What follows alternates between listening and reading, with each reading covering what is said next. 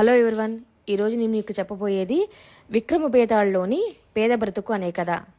పట్టువదలని విక్రమార్కుడు మరొకసారి చెట్టు వద్దకు వెళ్ళి చెట్టు నుంచి శవాన్ని దించి భుజాన వేసుకుని ఎప్పటిలాగే శ్మశానం కేసి నడవసాగాడు.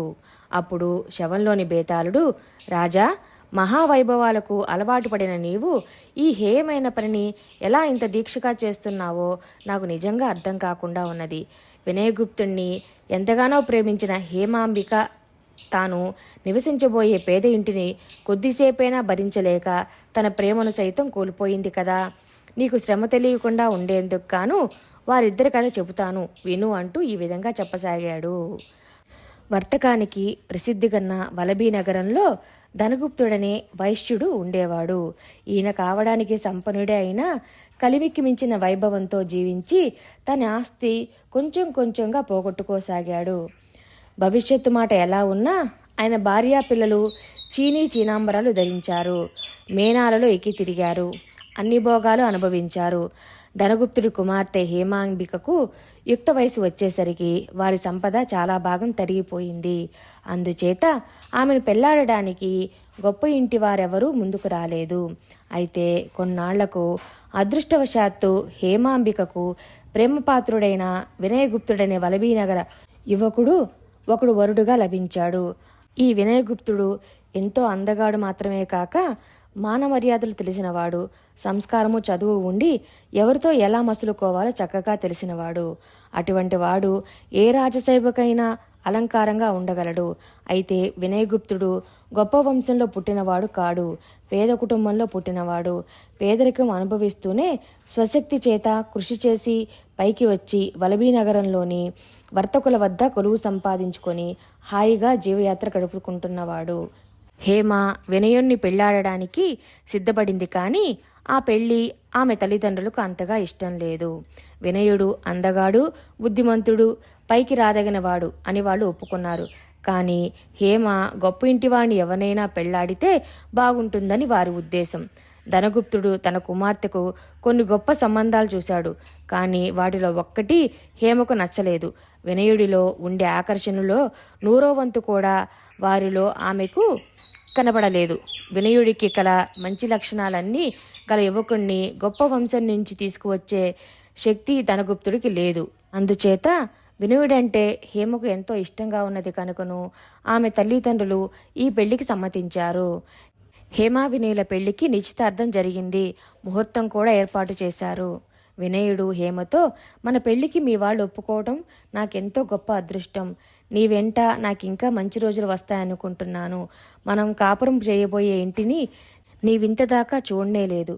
ముందే వచ్చి చూసుకున్నావంటే పెళ్లి అయ్యి గృహప్రవేశం చేసేలోపుగా నీవు కోరే మార్పులేమైనా ఉంటే చేయించగలను అన్నాడు.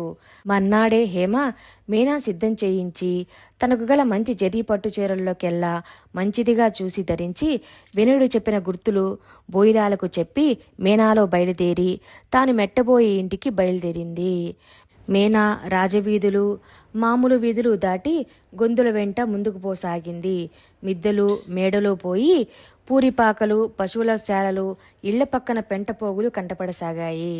ఇదేమిటి, వినయుడింటికి పోయేదారి ఇంత హీనంగా ఉన్నది అని హేమ తనలో ఆశ్చర్యపడింది. చివరకు మీనా అలాంటి ఇళ్ల మధ్యనే ఒక పెంకుటింటి ముందు ఆగింది. హేమ మీనాలోంచి దిగి ఆ ఇంటికేసి వింతగా చూసింది. అది అడుసు గోడల కల ఇల్లు. గోడలకు పూసిన పేడబెత్తికలు అక్కడక్కడ ఊడిపోయాయి. వినయుడు బయటికి వచ్చి నవ్వుతూ, ఇదే మన ఇల్లు, లోపలికి వచ్చి అంతా చూడ్డానికి ఎంతోసేపు పట్టదులే అన్నాడు. లోపలికి పోయే నడవ చాలా ఇరుగ్గా ఉన్నది. హేమ లోపలికి అడుగు పెడుతుండగానే కాళ్లకు చీపురు కట్ట ఒకటి తగిలింది.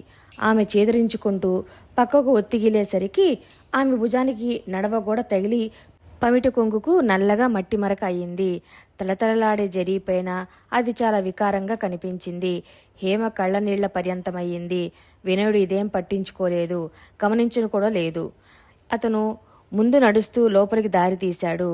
ఇది నట్టిల్లు, ఈ పక్క వంటిల్లు, ఇవతల పక్క పడక గది, వెనక వసార, సామాన్ల గది ఉన్నాయి అంటూ అతని ఇంటి వివరాలన్నీ ఆమెకు చెప్పాడు.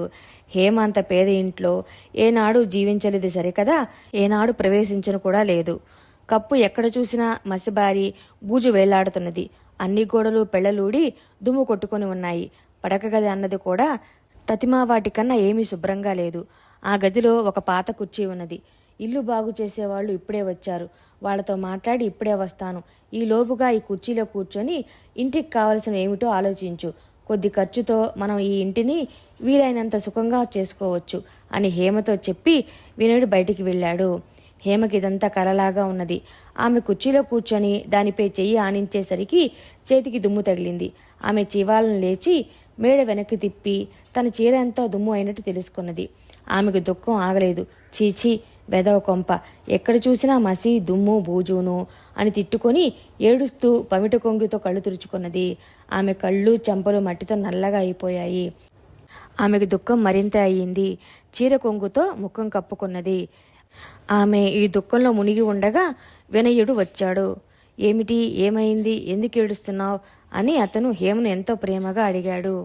ఛీ, నా ఒళ్ళంతా మసి, చేతులంతా మసి, ముఖమంతా మసి, బంగారం వంటి పట్టుచీర అంతా మసి కొట్టుకుపోయింది. నేను ఇక్కడ ఒక్క క్షణం కూడా ఉండను, వెళ్ళిపోతాను అన్నది హేమ ఏడుస్తూనే. చీర మట్టి అయిందనా ఏడుస్తున్నావు? ఇది రాజభవనం అనుకున్నావా?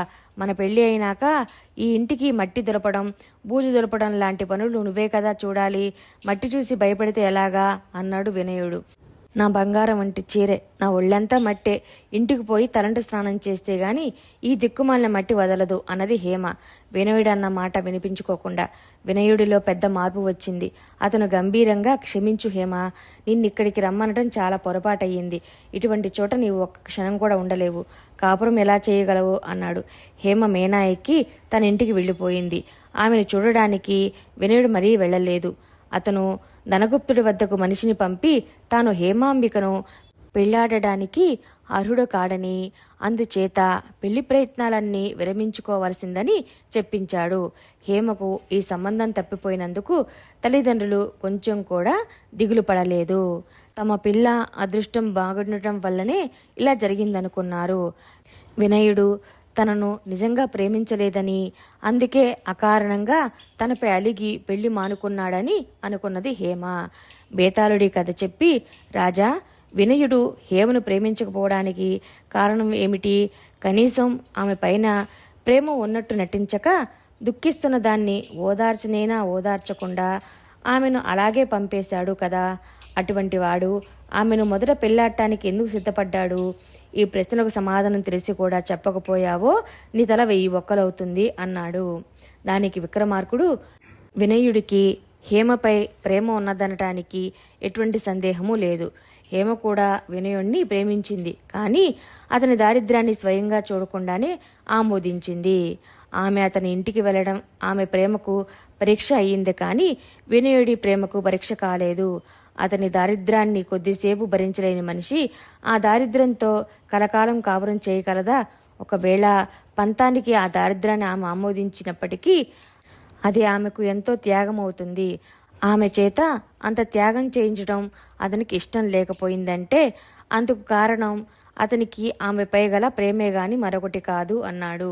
రాజుకు ఈ విధంగా మౌనభంగం కలగగానే బేతాళుడు శవంతో సహా మాయమై మళ్లీ చెట్టెక్కాడు. కథ కంచికి మనం నిద్రకి. Thanks for watching. Like, share and subscribe.